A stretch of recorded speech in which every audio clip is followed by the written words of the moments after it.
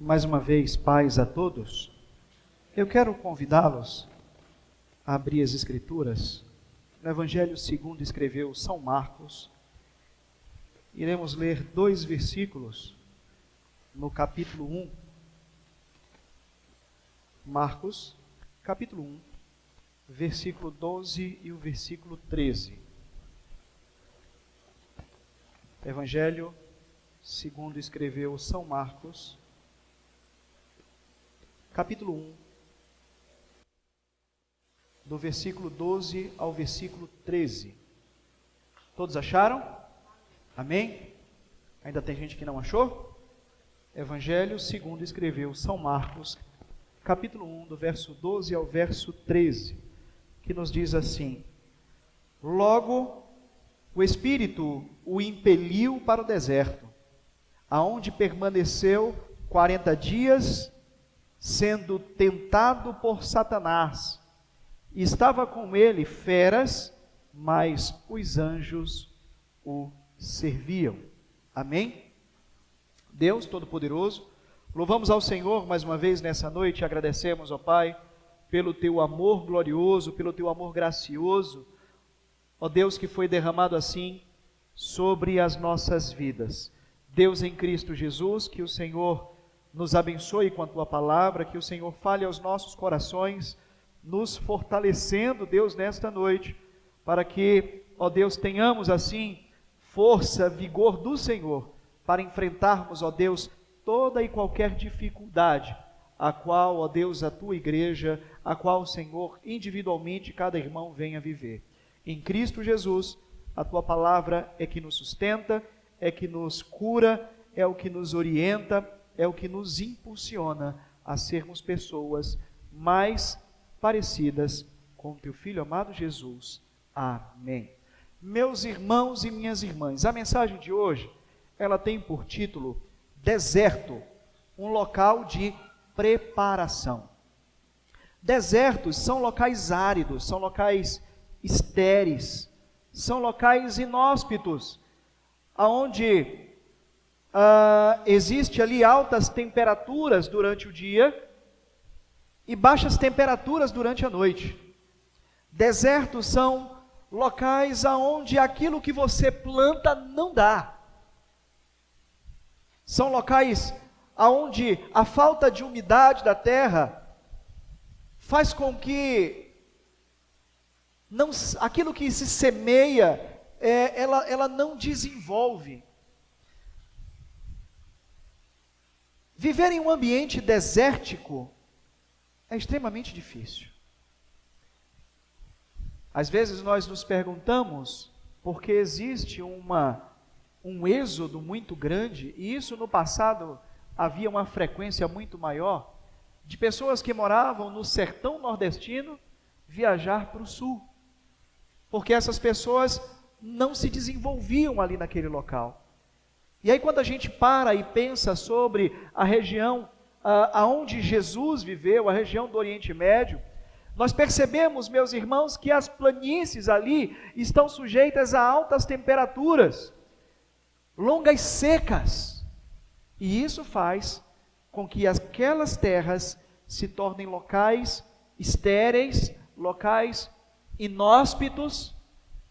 E aí o que é que acontece? Israel, ele se desenvolve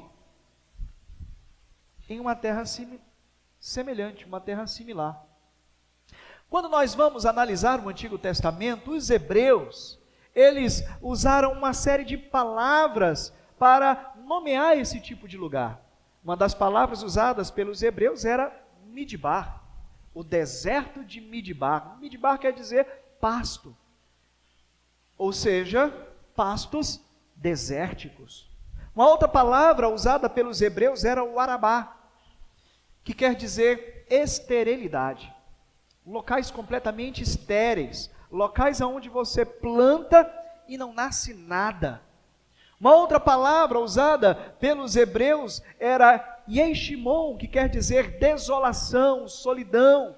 E todas essas palavras foram traduzidas como deserto. Mateus, Marcos e Lucas, eles narram uma experiência vivida por Jesus logo após o seu batismo. Jesus foi conduzido pelo Espírito Santo ao deserto. E ali, os três usam uma palavrinha grega chamada eremon, que quer dizer lugar ermo, lugar inóspito, local desabitado. Em outras palavras, tanto Mateus, quanto Marcos, quanto Lucas, estão dizendo que Jesus estava num deserto. E naquele local, diante de um longo período de tempo, Jesus estava passando por momentos difíceis.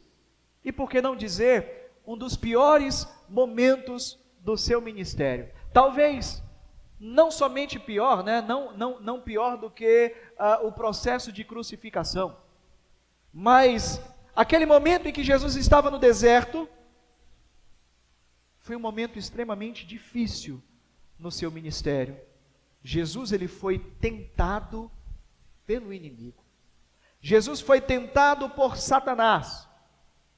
E a tentação sofrida por Jesus, ali naquele deserto, foi um preparo para fortalecer Jesus, em vista das dificuldades que ele enfrentaria. Para fortalecer Jesus em vista das opressões que ele enfrentaria. Para fortalecer Jesus, em vista da decisão de morrer na cruz, de sofrer na cruz, por causa dos nossos pecados.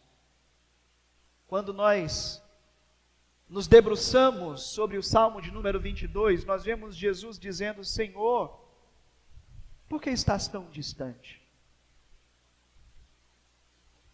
Deserto é lugar de solidão. E muitas vezes, nós somos conduzidos por Deus a estarmos no deserto. A tentação sofrida por Jesus foi um preparo para os momentos difíceis que ele enfrentaria. E essa experiência, ela não se restringe a Jesus. Muitas vezes, a solidão, as tentações, é o que nós encontramos em Eremon, é o que nós encontramos no deserto. Precisamos ser fiéis a Deus, para que nós possamos sair desses momentos e desses locais muito mais fortes e fiéis a Deus do que quando nós entramos. Mas deixa eu chamar a sua atenção para uma coisa. Deus, Ele não envia pessoas vazias para o deserto. Deserto não é um local ruim, não. Conforme o título da mensagem que eu li aqui, o deserto é um local de preparação. É no deserto que nós somos preparados. É no deserto que nós somos treinados. É no deserto que nós somos provados por Deus para uma obra muito maior. E se nós não passarmos por esse processo de treinamento, nós jamais estaremos preparados. Pessoas vazias, pessoas sem Deus, elas não são conduzidas para o deserto. Jesus estava cheio do Espírito Santo, e ele então voltou do Jordão e foi levado pelo Espírito ao deserto. Versículo 1 desse capítulo 4, verso 1. E aí eu quero pedir a vocês que saiamos de Marcos e que possamos ir para Lucas. Lucas, ele vai trazer para nós uma narrativa muito mais detalhada do que aquilo que Marcos nos trouxe. Capítulo 4, versículo 1 de Lucas, ele vai dizer que Jesus estava cheio do Espírito Santo, e então ele voltou do Jordão, e ele foi levado pelo Espírito ao deserto. E quando nós vemos aquilo que Jesus fez, quando nós vemos Jesus ser conduzido pelo Espírito Santo do ato do seu batismo até o deserto, para que ali ele fosse treinado, nós paramos e pensamos sobre o método usado por Jesus para ensinar aos seus discípulos. Jesus dava exemplo. Os seus discípulos eram convidados a olhar, os seus discípulos eram convidados a ver como é que ele fazia as coisas. Os discípulos eram convidados a aprender como é que Jesus resolvia os problemas. Os discípulos eram convidados a ver como Jesus simplesmente enfrentava as dificuldades. E os discípulos reproduziram isso ao longo da história.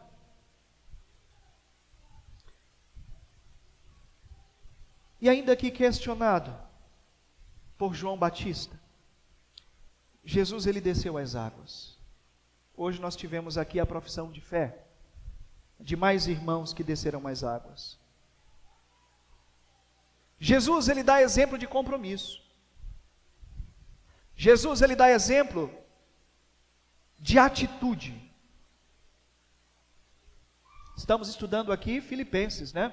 Próxima semana trabalharemos Filipenses capítulo 2, a partir do verso 5, aquele texto famoso, de sorte que haja em vós o mesmo sentimento que houve em Cristo Jesus, que sendo ele em forma de Deus, não teve por usurpação ser igual a Deus, mas aniquilou a si mesmo, tomando forma humana, sendo obediente até a morte, e morte de cruz, sendo que Deus o exaltou sobre todas as coisas, né?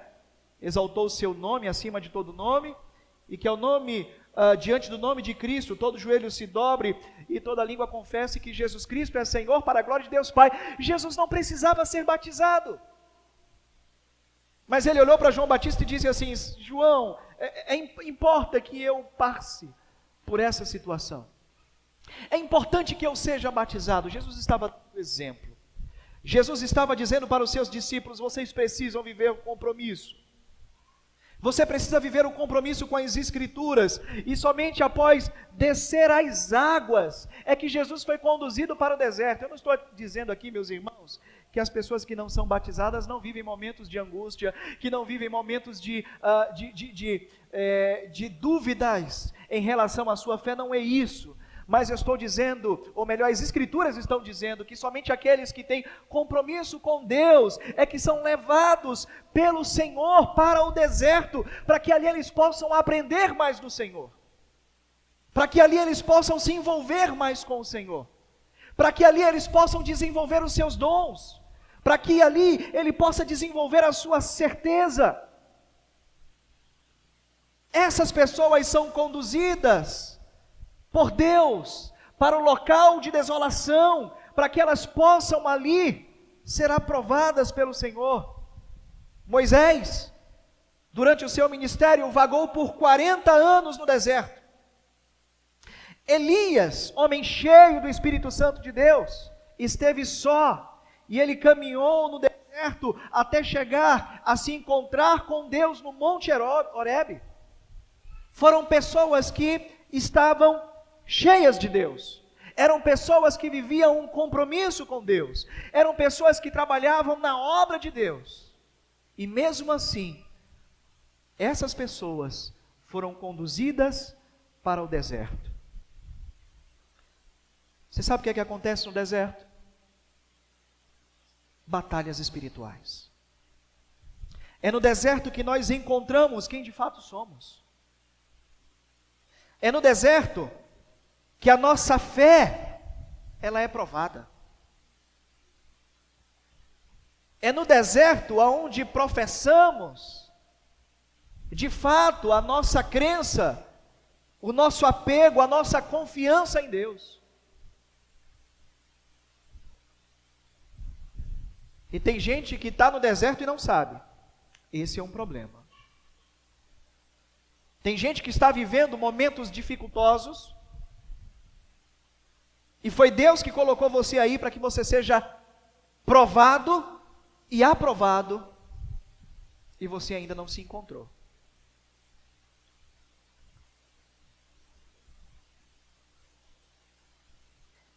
Batalhas espirituais são travadas no deserto, e isso acontece para nosso fortalecimento. Capítulo 4 de Lucas, versículo 2, onde durante 40 dias, Jesus ele foi tentado pelo diabo, e ele não comeu nada durante esses dias, e ao fim deles, Jesus teve fome. No ano 2000, foi lançado um filme que revolucionou o cinema mundial. Alguém arrisca aí dizer que filme foi? Alguém arrisca?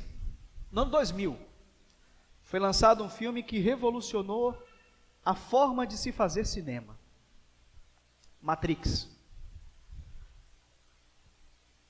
Para aqueles que não assistiram, haviam dois mundos. Um mundo físico e um mundo virtual.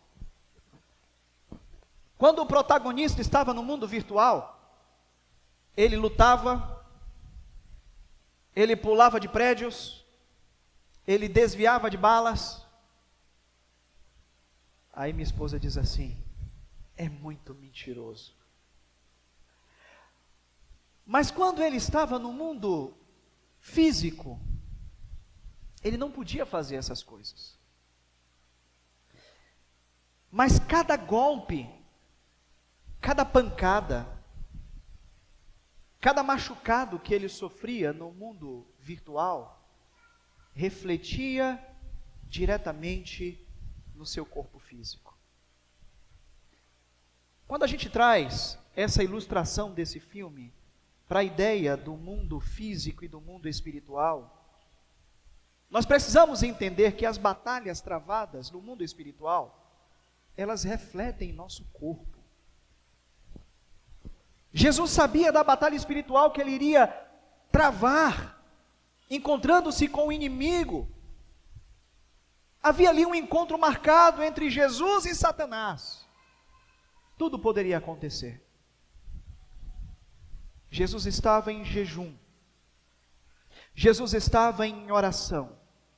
Jesus estava alimentado das Escrituras. Se lembra, em um determinado momento, quando os discípulos de Jesus saem na grande comissão e eles evangelizam, eles curam, e de repente se deparam com alguém que estava vivendo um processo de possessão demoníaca, que eles tentam exorcizar aquele demônio e o demônio não sai. E aí vão perguntar para Jesus: Jesus, olha, não saiu. E aí Jesus diz para eles: não saíram porque vocês não estão preparados. Existem castas de demônios que só saem com jejum e oração. Precisamos entender a necessidade de preparo espiritual, de orarmos mais, de lermos mais as Escrituras, de jejuarmos. Pastor, o batista não tem costume de jejuar. Às vezes tem gente que nem sabe qual é o real sentido do jejum. Jejum é exercício. Lembra que eu falei aqui que nós precisamos estar fortes?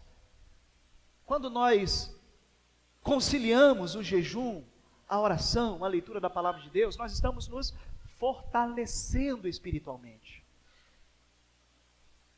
Fizemos aqui há algum tempo uma série de estudos baseados na carta de Paulo aos Romanos, e nós vimos aqui a batalha travada entre a carne e o espírito. Aquele que é mais forte vence. Se nós nos alimentarmos daquilo que o mundo nos oferece, se nós não orarmos, se nós não jejuarmos, se nós não nos alimentarmos da palavra e recebermos tudo aquilo que recebemos da mídia, do mundo, da TV e das conversações, nós estamos alimentando a nossa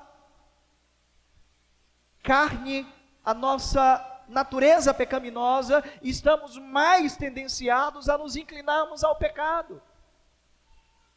Mas quando nós nos santificamos, quando nós deixamos essas coisas, quando nós gastamos mais tempo em oração, quando nós gastamos mais tempo em leitura, em estudo das Escrituras, em conhecimento a respeito de Deus, nós fortalecemos o nosso espírito. E aqui Jesus estava fortalecido. O jejum. Você entende que o alimento é essencial para a sua vida? E quando você deixa de se alimentar, você está abrindo mão de algo que é essencial para a sua vida. Pecado é essencial para a tua vida? Não, pelo contrário, é prejudicial. Você precisa abrir mão daquilo que é prejudicial. Se eu consigo abrir mão daquilo que é essencial, eu consigo abrir mão daquilo que é prejudicial. Essa é a ideia do jejum. Não é barganha com Deus, não é troca com Deus, não é passar fome para que Deus lhe abençoe, não, mas é um exercício de fé. E quando nós fazemos isso, conciliando as nossas orações, a leitura das Sagradas Escrituras, nós estamos fortalecidos. Marcos capítulo 9, versículo 28 e 29, depois de Jesus ter entrado em casa, os seus discípulos lhe perguntaram em particular: por que nós não conseguimos expulsar? E então respondeu Jesus: essa espécie, ela só sai pela oração e pelo jejum. Nós precisamos orar mais, nós precisamos trabalhar, não somente, meus irmãos e minhas irmãs, o nosso físico, mas também o nosso espírito. É importante fazer a nossa caminhada? É necessário. É importante praticar um esporte? É necessário. É importante ir para uma academia? É necessário. Mas é tão necessário quanto fortalecermos o nosso espírito. Mas quais foram ali as armas apresentadas pelo diabo a Jesus para que Jesus caísse? Mas pelo contrário, aquilo estava fortalecendo ainda mais o nosso Senhor e Mestre, para que ele pudesse então enfrentar as dificuldades relacionadas à sua missão. Satanás tentou Jesus pela necessidade. E quando nós estamos vivendo os nossos desertos, pode ter certeza, nós seremos tentados pela necessidade. Versículo 3, e o diabo então disse: se tu és o Filho de Deus, manda com que esta pedra se transforme em pão. Jesus havia vindo de um longo período de jejum. Jesus estava faminto, estava com fome.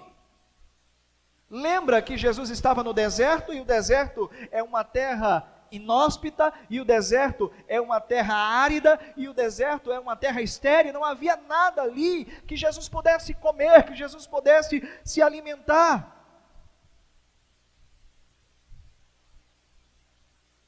Mas o diabo diz para ele assim: o que é que te impede de milagrosamente você transformar pedras em pão?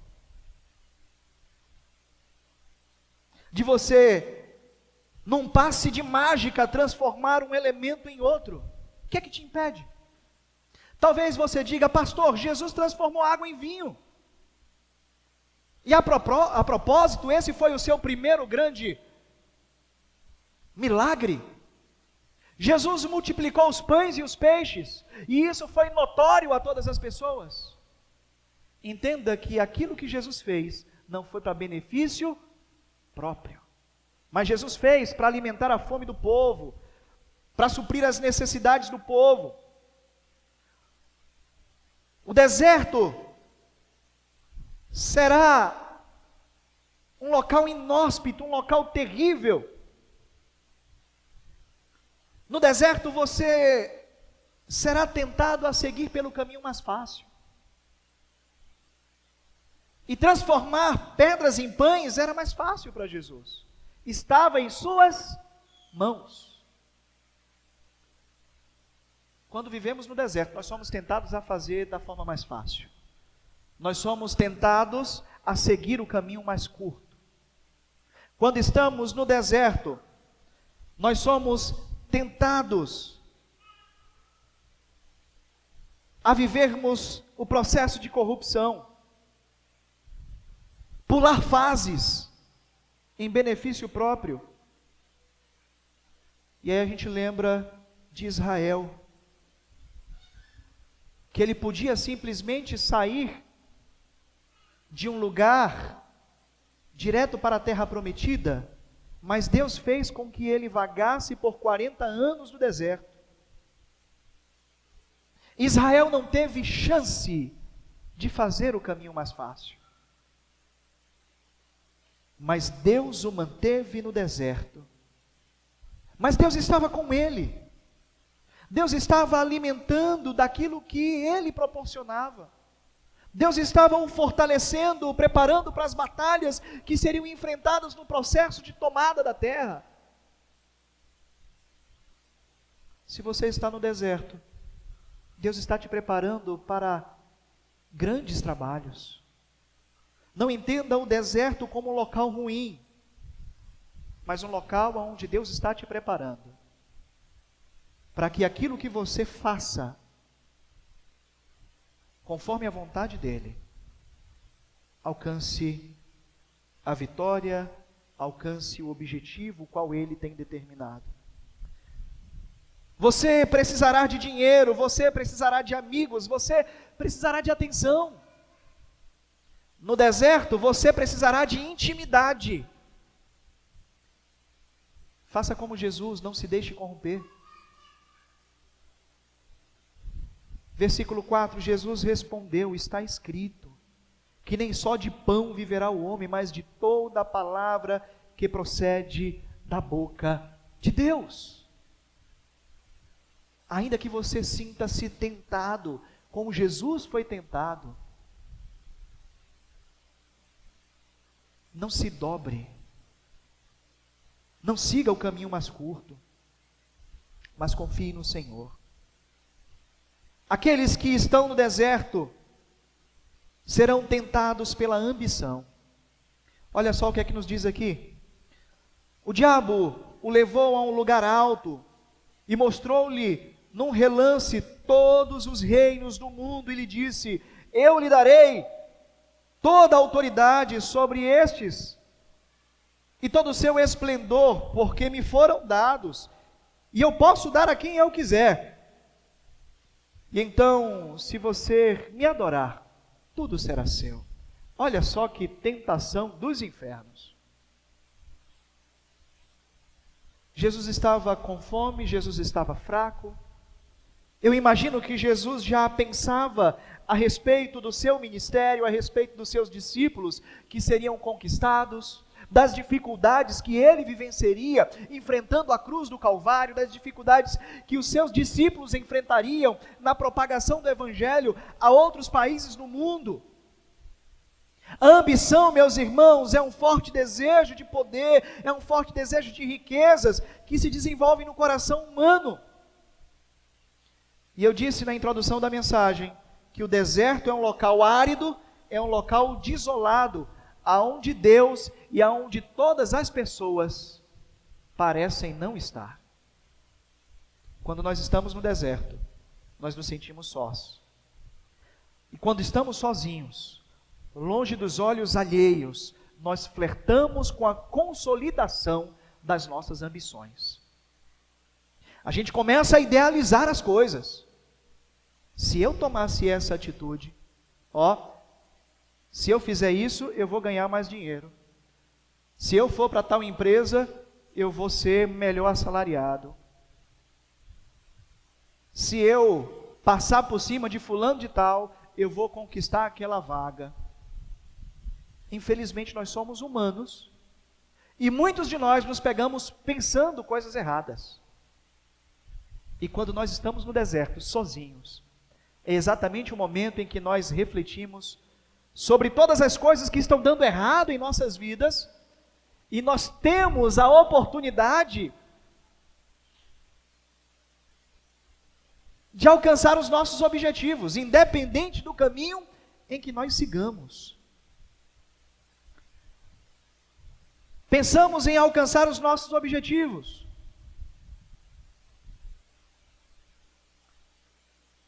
Tem muita gente que por causa desse sentimento vendem a sua alma.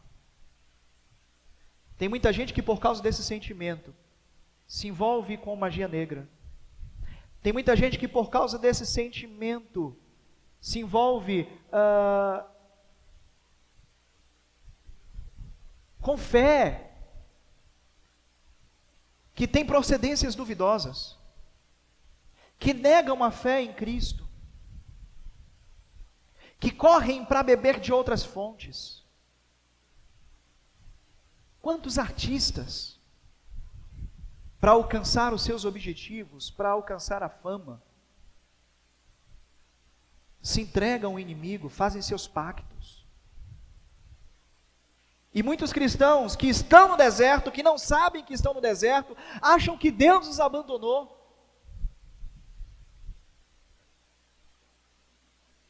E pensam, flertam com uma consolidação das suas ambições. Jesus então respondeu, versículo 8, está escrito, adore ao Senhor seu Deus, e só a Ele prestará culto. Entenda que ainda que Deus pareça estar distante, o nosso desafio como cristãos, como seguidores de Cristo, é nos mantermos fiéis. Deus parece estar distante, mas Ele está aí do teu lado. Deus parece estar distante, mas Ele simplesmente está calado. E o fato dele estar calado é para que a tua fé seja provada. É para saber se a sua fé está baseada nos milagres, é para saber se a sua fé está baseada nos sinais, é para saber se a sua fé está baseada nas maravilhas, é para saber se a sua fé está baseada no pão que perece, ou se a sua fé está baseada em quem Jesus de fato é. Em que a sua fé está baseada?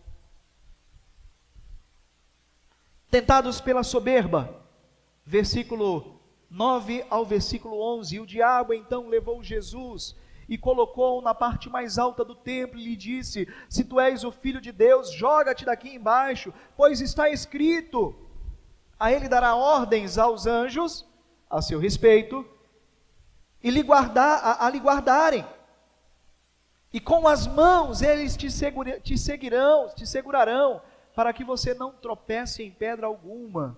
Jesus, meus irmãos e minhas irmãs, foi tentado a abraçar uma atitude de superioridade, de arrogância, desafiado pelo diabo, ao subir, a ser colocado no pináculo do templo. Eu imagino Jesus pensando, o diabo dizendo para ele, tu é o Filho de Deus mesmo, então faz isso. Se é que você, Jesus, é Filho de Deus, prove aí para mim, vá. Lembra dos fariseus que disseram para Jesus, se tu és o Filho de Deus, dai-nos um sinal. E Jesus disse, nenhum sinal lhe será dado, a não ser o sinal do profeta Jonas, que passou 3 dias no ventre da baleia, e depois foi cuspido na praia.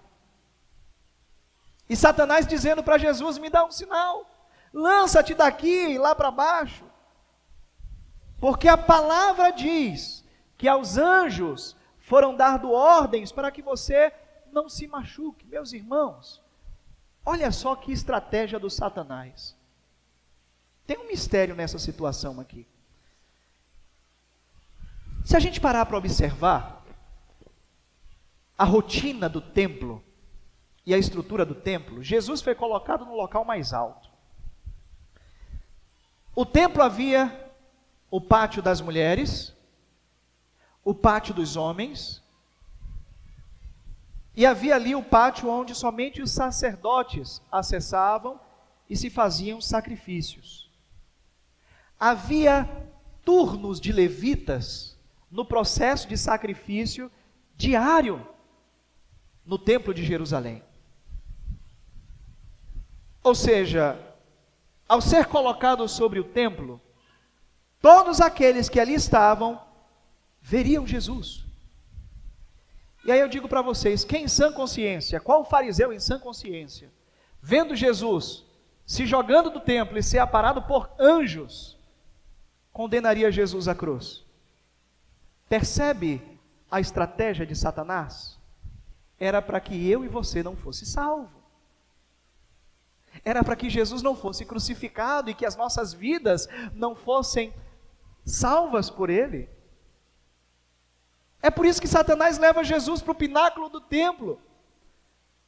Jesus ali estava sendo tentado, desafiado pelo diabo a pular do pináculo do templo e provar para todos que ele era o Filho de Deus. E essa proposta estava diretamente ligada à consumação do sacrifício de Jesus Cristo na cruz. porque Jesus seria amparado pelos anjos aos olhos de todos, e não teria dúvida de que Jesus Cristo era o Messias, e não teria como os fariseus questionarem a divindade de Jesus. Talvez você exerça uma posição de autoridade na sociedade. Aos homens, nós exercemos posição de autoridade em nossas casas.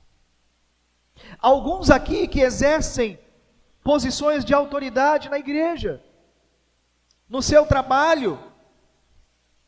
As pressões sofridas na aridez do deserto, muitas vezes te provocam a usar uma posição que tire vantagem de outras pessoas, que se impõe diante de outras pessoas. Se olharmos para Jesus, nós precisamos fugir desse tipo de atitude arrogante e presunçosa. Eu já contei aqui para a igreja, vou contar mais uma vez, e eu conto isso, meus irmãos, com muita vergonha. Eu não me orgulho disso. Eu estava pastoreando a Igreja Batista Boanerges, lá em Candeias, trabalhava na Eternite. Já contei essa história aqui na igreja. Sabe aquele dia terrível, aonde tudo dá errado? Eu estava num deserto. Eu estava sendo testado pelo Senhor. E eu peguei o carro, fui de carro nesse dia para o trabalho, e aí fui para casa. E eu tinha que pegar meus filhos que estavam na casa da minha mãe.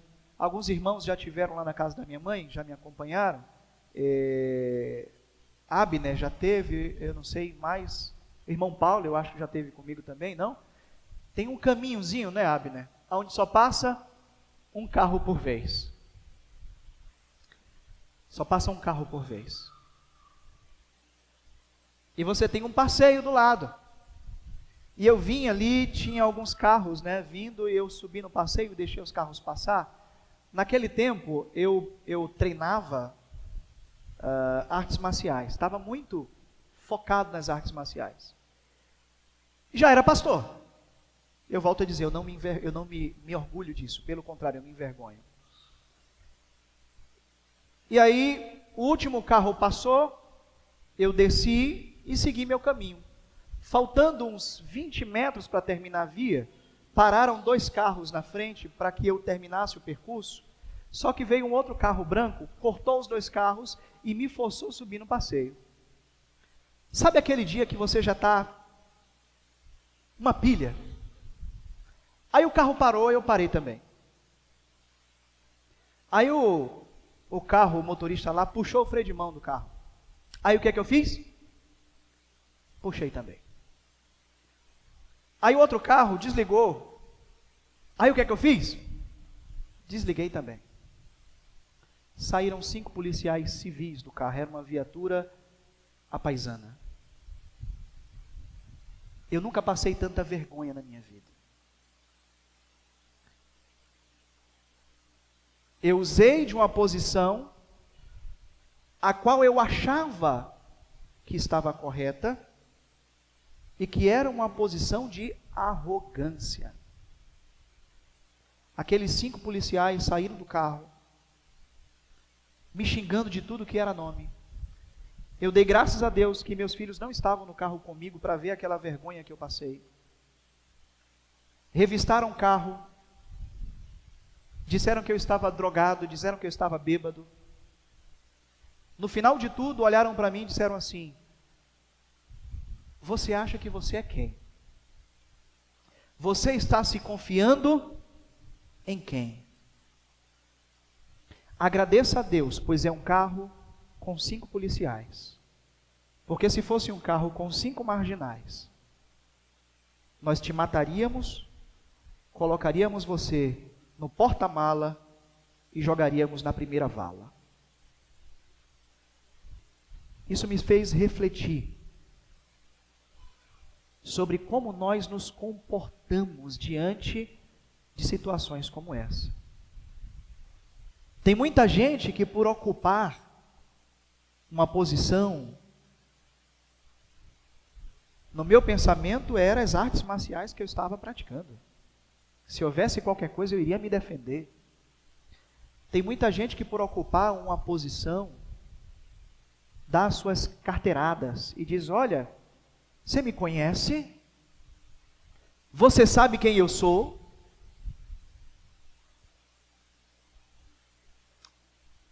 E no final é um caminho que nos traz muitos malefícios.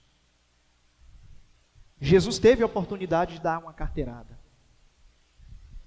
e de mostrar para Satanás quem de fato ele era diante de todas as tentações que ele vivenciou. Mas ele não fez isso. Ainda que, sendo ele Deus, as suas respostas, elas sempre foram respostas pacíficas e humildes. Jesus então respondeu: dito estás, não põe à prova o Senhor teu Deus. Hoje em dia, meus irmãos, eu subo no passeio até para a bicicleta. Aprendi da pior forma. Os momentos de solidão, quando Deus e todos parecem estar distantes, aonde tudo em nossas vidas parece dar errado, nós somos tentados a negar a fé, nós somos tentados a aceitar as propostas obscuras que nos são apresentadas. Muitas vezes isso é passar pelo deserto. Deus me ensinou, com essa experiência, a ser pacífico e pacificador. E muitas vezes nós precisamos passar por situações dessas para que nós venhamos a aprender a lidar. Elias caminhou 40 dias até se encontrar com Deus no Monte Horebe. Israel vagou por 40 anos até se encontrar com Deus na terra prometida. Jesus jejuou 40 dias e 40 noites até ser aprovado pelo Pai diante das tentações do inimigo. O deserto, ele foi um ambiente comum entre esses três personagens. Eu não sei se você está vivendo um momento como esse. Se você está vivendo um momento de solidão, um momento de incertezas,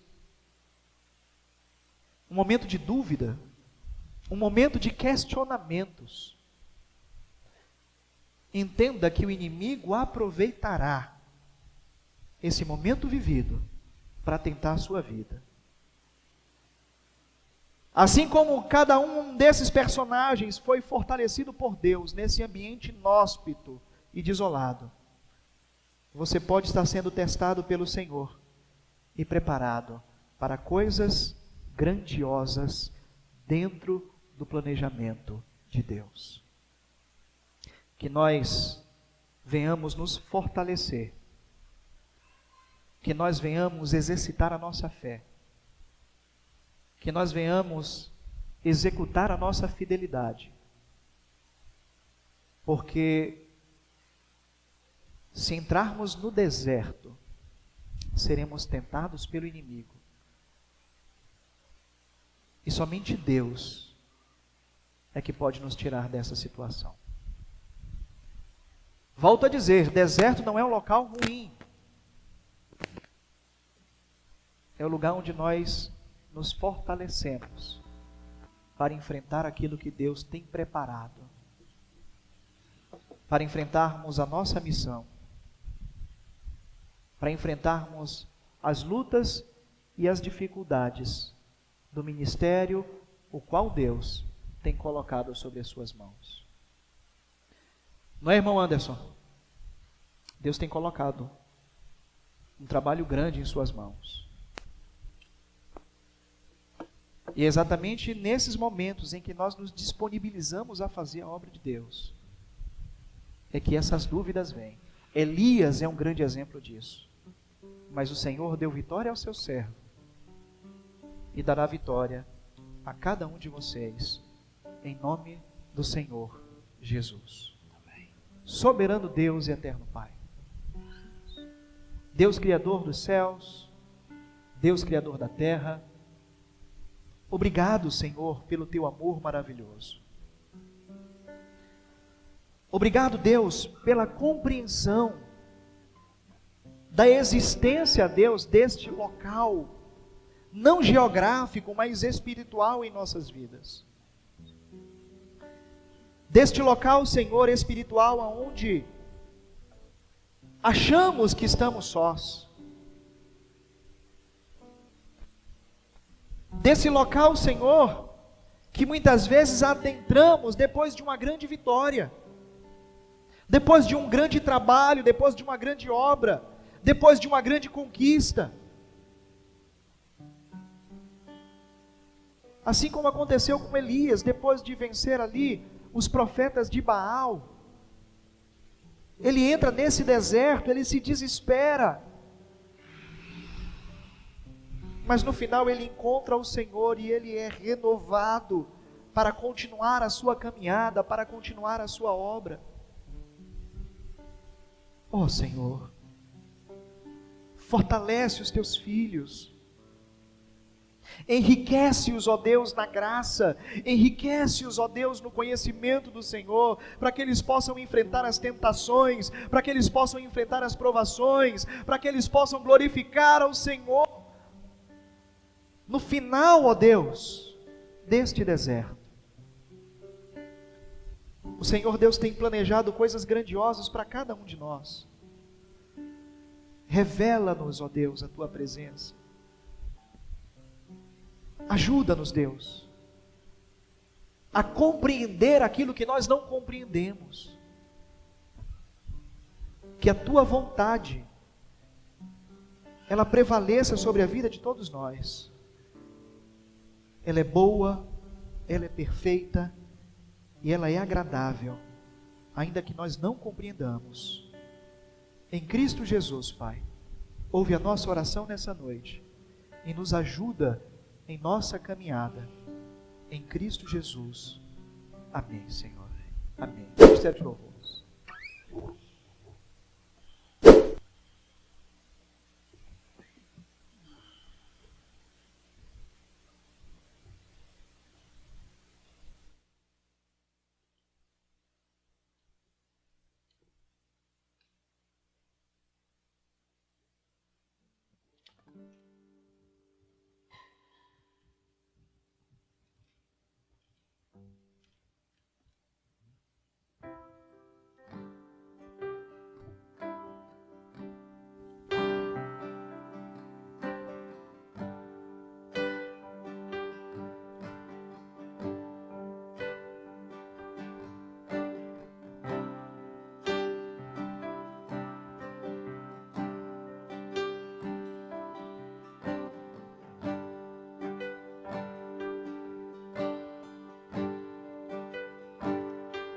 Tu me das a paz que excede todo entendimento humano. E quando eu planejo, me mostras que é bem melhor o teu plano. Com misericórdia me cobres, derramando graça em mim. Tua vontade é boa, perfeita, agradável para mim.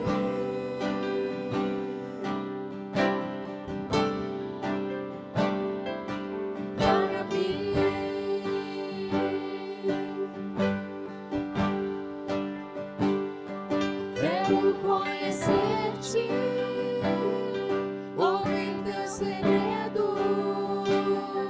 Não importa o preço, eu me lanço inteiro. Sei que nos teus braços existe um espaço para mim.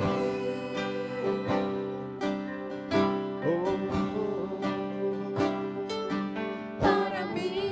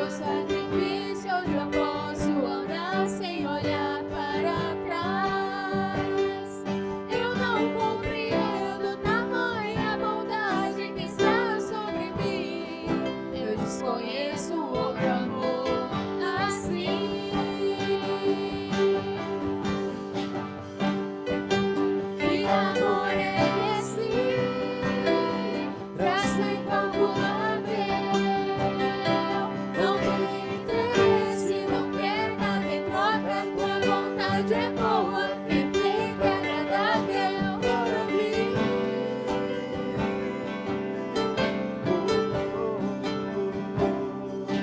Para mim.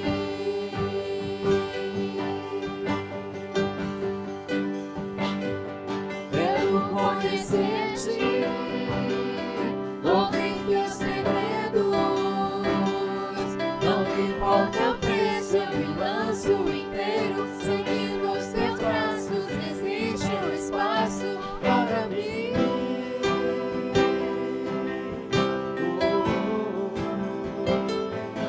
Para mim.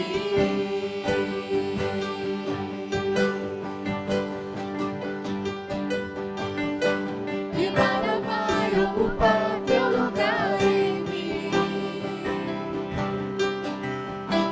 E ninguém pode ocupar teu lugar em ti, Deus.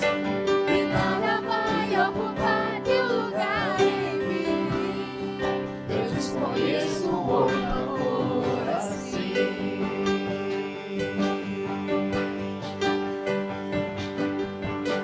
E nada vai ocupar teu lugar em mim. E ninguém pode ocupar teu lugar em ti. E nada vai ocupar teu lugar em mim. Eu desconheço outro amor assim. E amor é esse, pra se calculável. Não tem interesse, não quer nada em troca. Tua vontade é boa, perfeita e agradável para mim.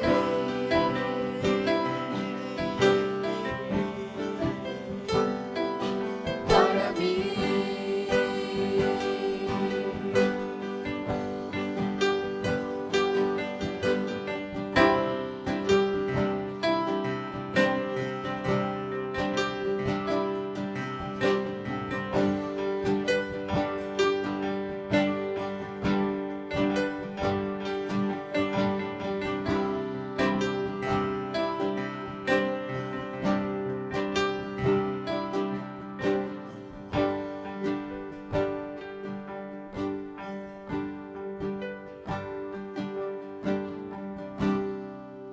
Amém.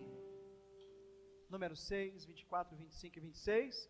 Que o Senhor te abençoe e te guarde. Que o Senhor faça resplandecer o seu rosto e tenha misericórdia de ti. Que o Senhor sobre ti levante teu rosto e lhe dê a paz. Que o amor de Deus nosso Pai, que a graça maravilhosa do nosso Senhor e Salvador Jesus Cristo e que as consolações inefáveis do Espírito Santo de Deus esteja sobre a igreja do Senhor, não somente agora, mas para todo sempre. Amém. Com as orações silenciosas, ao som do ministério de louvor, nós terminamos o culto. A gente chegue até a porta do templo para cumprimentar cada um de vocês. Assim como a bênção virou hoje uma tradição, também chamar o Ministério de Louvor, que se assentam no banco também já virou uma tradição. Se acheguem, sejam bem-vindos.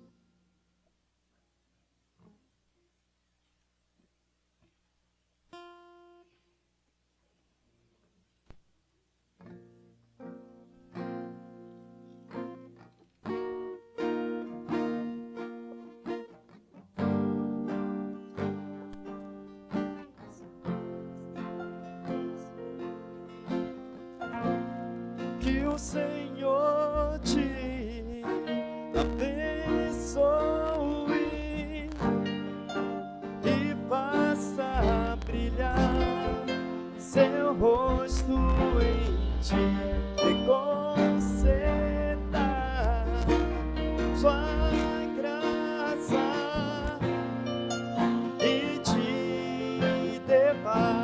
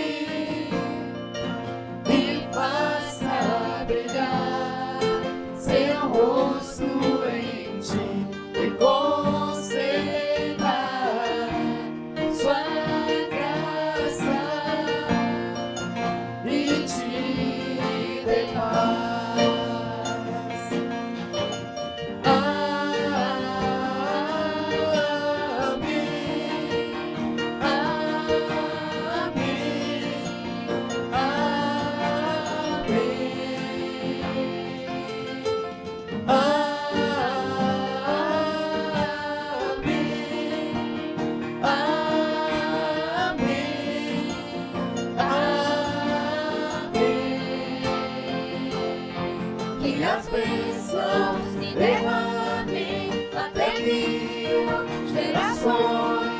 A família E teus filhos e os filhos dos teus filhos, a presença te acompanhe por detrás, por diante, do teu lado e em ti é contigo, é por ti, e de dia e de noite, a entrada e saída, em teu riso, e teu choro, é contigo. é por ti. Amém.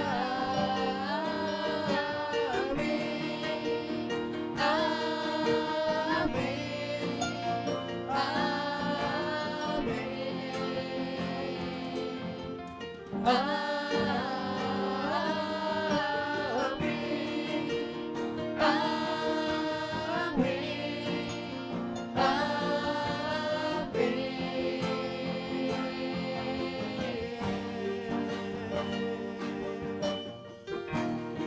Que o Senhor te abençoe e te guarde, Que o Senhor faça resplandecer o seu rosto sobre ti, e tenha misericórdia de ti. e o Senhor sobre ti